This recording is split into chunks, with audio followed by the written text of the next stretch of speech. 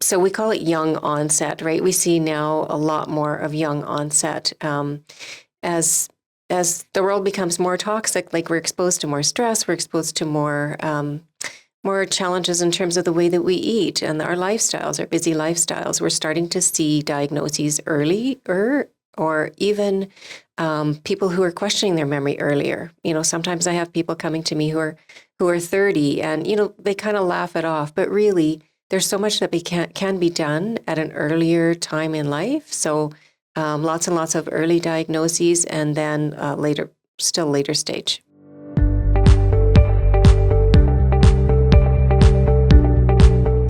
Welcome to Hear Me Out with Belinda. Today I'm excited to introduce Jennifer from the Brain Health Catalyst. Welcome, Jennifer. Thanks, Belinda. So Jennifer, tell me a little bit about the Brain Health Catalyst. What is it exactly that you do? Sure.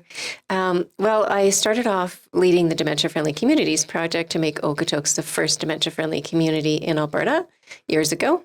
And really what I saw through that project was a huge need for seniors and others to see the hope that there is in the conversation of dementia. And it sounds a little odd to say that, but I came across a lot of people who would either have a diagnosis or be concerned about their memory and really not know where to go. So that's kind of where things started with me. And my goal is really just to offer hope to those who are impacted by memory challenges. Wow. There's a lot to unpack in that, I think, right? So I think let's start with Okotoks being a dementia-friendly community. Do you feel like, obviously in comparison to others, how do you think Okotoks does?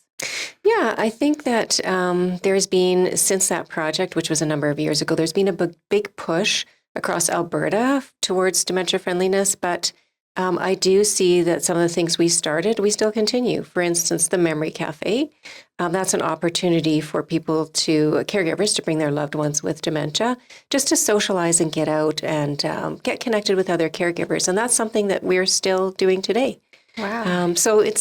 I think when you ask how's Okotoks doing, I feel like Okotoks is doing quite well. We had a lot of buy-in from, former town council and mayor, and I can see that on the rise now. The interest is there to continue. That's wonderful. So maybe we should go back to basics for any of our listeners that aren't sure. Like, what is dementia? Well, dementia really is, you start to see some decline in a number of different areas. They always say that one person with dementia is one person with dementia, right? So lumping everyone in together can be problematic. But you can start to see things like memory loss, loss of word, like difficulty finding words, challenges even with behavior as you move forward throughout the trajectory. So many things that you can start to see. And do you start seeing them in midlife, or is it person dependent, or like what is the... Yeah, that's the thing. So we call it young onset, right? We see now a lot more of young onset as the world becomes more toxic. Like we're exposed to more stress, we're exposed to more challenges in terms of the way that we eat and our lifestyles, our busy lifestyles. We're starting to see diagnoses earlier, or even people who are questioning their memory earlier. Sometimes I have people coming to me who are 30, and they kind of laugh it off, but really there's so much that can be done at an earlier time in life. So lots and lots of early diagnoses, and then later stage. Yeah. So if the early diagnosis, I think everybody has a bit of memory loss. We forget things like busy lives, like you go into a room and you forget possibly why you went there. So I think there's a part of that would be normal. But when would you say it would be time to be, maybe I should pay more attention to this, do you think? Oftentimes it's the caregivers, right? It's like the daughters and sons of their parents who are aging, and they start to see things that the parents are not necessarily noticing on their own. Oftentimes it's the spouses who are pointing out things, because to distinguish between normal memory, normal forgetting, and dementia, there's kind of two sides to it. So one side is like, you might jump into my parent has dementia, right? Yeah. Well, you have to kind of step back and go, what makes you think that? Is that normal forgetting, or is that something to really be addressed? If you're seeing your loved one repeating things you ask them or they ask you a question, and a few minutes later they're asking that same question, you might want to ask yourself what else is going on here. If they ask you that same question later in the day or the next day, may not be dementia, it may be normal memory loss. So something as simple as that.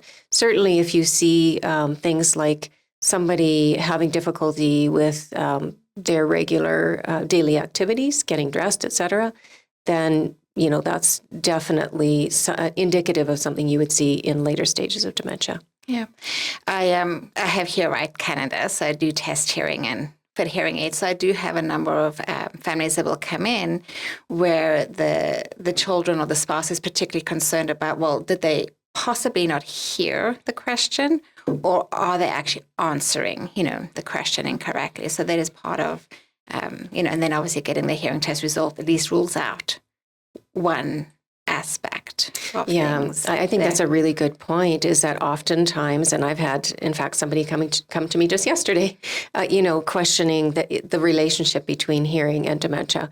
And certainly a lot of people who just socially isolate because they can't hear, social isolation is one of the risk factors for dementia.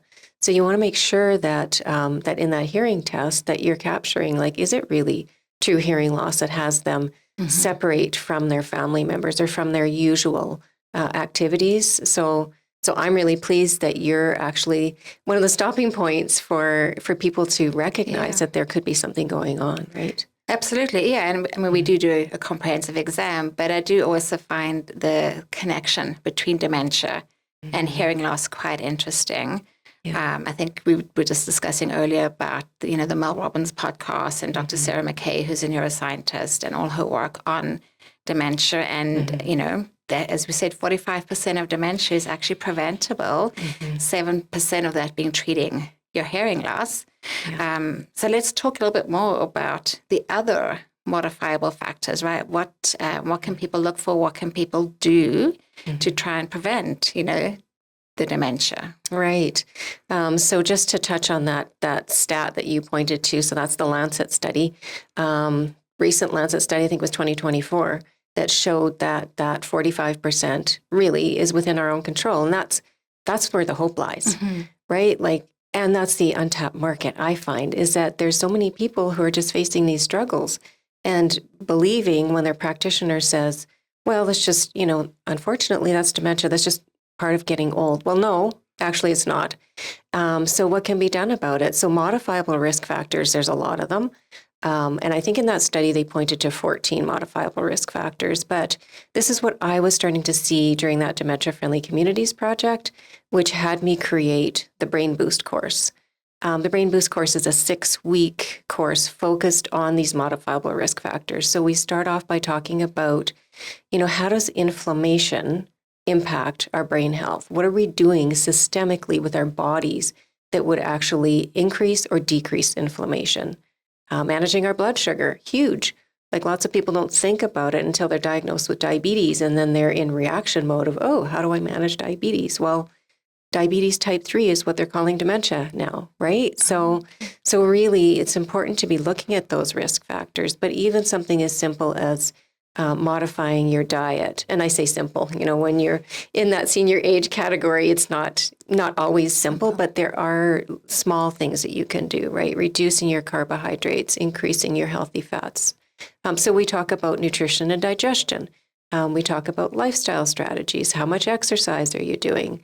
Also looking at, are you actually sleeping, right? If you're not sleeping through the night and getting to dream sleep, that's when your body, your brain, in the glymphatic system is cleansing those toxins, dumping them into the lymphatic system.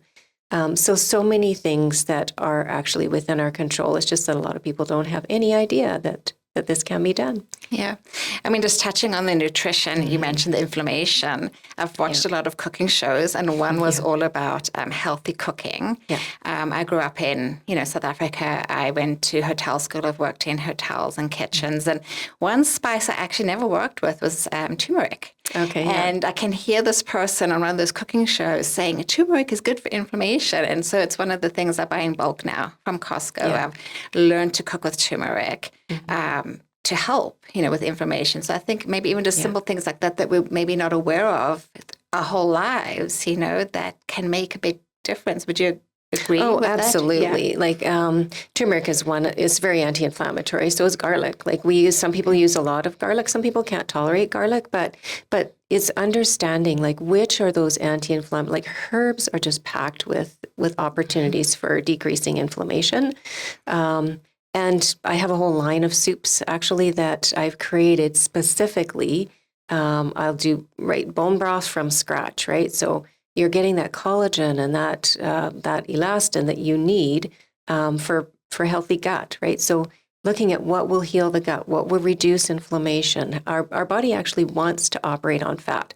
Our brain wants to operate on fat. Yeah. And we feed it all kinds of carbs and sugars, right? And so unfortunately, we drive ourselves to this unmanaged blood sugar and unmanaged which leads to brain health. So much can be done just by tweaking the digestion, adding in a spice, like you pointed to. Yeah, I watched recently a documentary on Netflix. I can't remember the name, but it's a recent one on gut study and how they say I think your microbiome is like your second brain, right? Exactly. So I think it's tying into what you're saying. The microbiome is huge, right? Like we want to look at balancing the good gut bacteria, and so how do we do that? One of the things that I point to in my course is the keto flex approach. And so we look at actually doing some intermittent fasting. So taking a break to allow your digestive system to heal before you're putting in more food into it. So there's tons that we can be doing. And it doesn't have to cost a lot, I don't think, by the sounds of it. Just making those small little changes, exactly. It can be affordable for everybody, right? Yeah, so everybody can actually do it, even those on a low budget. Well, I think it's a trade-off, right? It's like where is your disposable income going, right? Yeah. In this area of Okotoks, we have a lot of farmers, right? So they've grown up on the land. They know, farming and healthy, healthy meats and that kind of thing. I think a lot of times we just we go so far away from our traditional approach. Like when my grandma was young, in fact, she's one of the reasons I do what I do, like even behind the whole approach to Brain Health Catalyst is love one another. That was her mantra, is love one another. So I'm diverting off the topic, but that's where I come from, right? Is that I want to show these folks back to where they came from. But when my grandma, she would make ferments, she would do sauerkraut and fermented pickles. Like these are the things, when you're talking about the gut microbiome, those are the things that we need to be adding in. I say we, like the generation before us knew all of these things, and now we have to relearn it because we haven't necessarily grown up with it. Yeah. I think there's a lot, once again, there's a lot to unpack in all of that. Like I feel, I've heard the words, I'm part of a transitional generation, right? Where I was expected to have a career, I was expected to be a good wife, I was expected to be a good mom. And so I didn't have time to ferment, right? It was very much, quick and easy dinners. We had takeout. We trusted large corporations that the food that they were making was going to be healthy and feed our bodies the correct things. And only now we're paying the price with our hormones, but it's awakening us to learn obviously, number one, to help look after our parents, but also for ourselves and then our children. And we're trying to relearn all these things that our parents or our grandparents probably knew, but it's been forgotten, or because we just didn't have the time to, or maybe we didn't even make it important, to do. Well, and I think that kind of points to us taking responsibility far earlier than we are. Right? Like you and I are working mostly in the senior population, right? With hearing and with brain health. But if we look at our kids' generation, right? Like my son who's interested in becoming a naturopathic physician, like these are where we can make these shifts, because once you do something, and again, back to it doesn't have to cost a lot of money. Like a ferment, even if you don't make it yourself, buying fermented pickles or kimchi or sauerkraut or whatever, I mean, you may look at that price tag and go, ooh, I don't want to pay $13 for that. But honestly, it lasts forever and it's not going to go bad in your fridge. So these are the simple tweaks that we can be making. Actually, I bought from a local person, a kimchi making kit for the first time. So I've actually made my first batch of kimchi. Cool. And came out remarkably well. And it was very inexpensive. You know, I mean, your cabbage, carrots, and onions, for people that don't know, that's really what kimchi is, with a bit of spice and the fermentation. It doesn't cost a lot, you know, and it is delicious. And you can just put it on your little plate with whatever you're having breakfast, or put it on your burger at night and stuff. So, but it's learning. I didn't know what kimchi was until maybe 2 years ago. Before we move off the topic of nutrition, I want to mention broccoli sprouts, because this is one thing that's super easy to do yourself, to grow sprouts yourself. It just requires you just to rinse them in the morning, rinse them in the evening, and they are so packed with sulforaphane, which is the precursor to glutathione. I don't want to get all sciencey, but it really is a means of antioxidants, right? Like, we're looking at how do we get all the toxins out? That's detoxification. But what can we put in that is power-packed nutrition in our daily, and it doesn't have to be an expensive trip to the health food store, right? Just for pennies, you can have a whole handful of sprouts that's more effective than a supplement. So. And pretty easy to grow in our Canadian kind exactly. indoors. Okay, yeah, so there's absolutely. called broccoli sprouts, right? Yeah, broccoli sprouts, or the ones that I use are a blend, but here or there you will see, like, even in grocery stores, you'll see the availability to purchase sprouts. So many things over the past, I'd say, 5 years that have just cropped up that are easily accessible to us. Perfect. What about, you said a bit of exercise as well. Yeah. What do you recommend for exercise? Yeah, so there's many things that you can do for lifestyle. Specific to exercise, if you're not moving, get moving. Like, that's the first thing that I'm demonstrating to folks in my course, is just that it can be as simple as a walking routine. You know, pick a buddy, go for a walk. You don't have to even track your steps. One of the most effective means of getting your lymphatic system going is something called rebounding, also known as a mini trampoline. And so basically you can buy these things at Canadian Tire for about probably $70, $80. Marketplace, you can find it for $10, $15. And, people might say, well, I don't want to bounce. I can't bounce. You can actually sit on it, and it's just a very gentle bounce. And that's opening and closing the shunts of your lymphatic system, just so that you are moving your lymph. Like, everybody knows about lymph nodes, right? Like the lymph nodes right here. Well, we have a series of lymph nodes throughout our body. And so and lymph doesn't have a pump like our circulatory system has our heart, which is pumping. So lymph drainage is incredibly important. And so when I'm looking at exercise, I'm looking at those simple things that are moving your lymph. You can do, as I said, walking. You can do simple bouncing, other forms of exercise. I think it's very, very important for us, especially as women, as we age. We are losing our muscle, right? Muscle mass. So we want to be looking at weight-bearing activities, lifting light weights. Even as we're walking, we can be doing that, right? So, and also we want to be putting sort of a strain or a challenge on our circulatory system. So we want to actually be deep breathing and sweating. Sweating is going to push toxins out. So I don't necessarily say we got to join the gym and you have to do an exercise program. Just add something in that you weren't doing before. Track it over time so that you see your success. I think that's really good. So in Okotoks, I think we have things like the field house or even the rec center with some walking tracks, which I think are quite easy to access.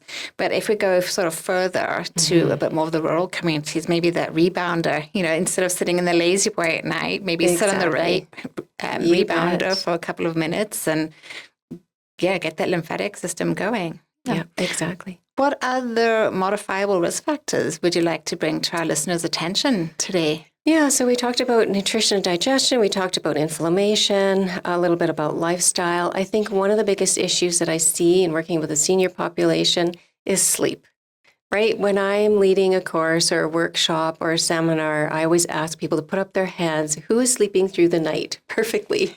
And it's almost like there's nobody, right? It's unfortunately the reality of just interrupted sleep, be it hormones or our lifestyles, which we spend, a lot more time on our devices. So it really is important for us to have a really good sleep schedule, right? So we want to be going to sleep, going to bed at the same time every day, doing a wind down routine, getting away from blue light, which maybe is not such a big deal with those in this target demographic, but honestly, probably most of us are on our devices too much. Making sure that it's a dark environment that we're sleeping in and cool.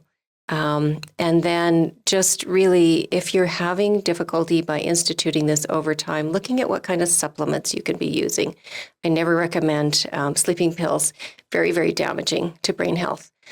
So usually I look at, can we, we want to regulate melatonin and cortisol, right? We want cortisol to be high during the day, melatonin to be high at night. Oftentimes it's flipped.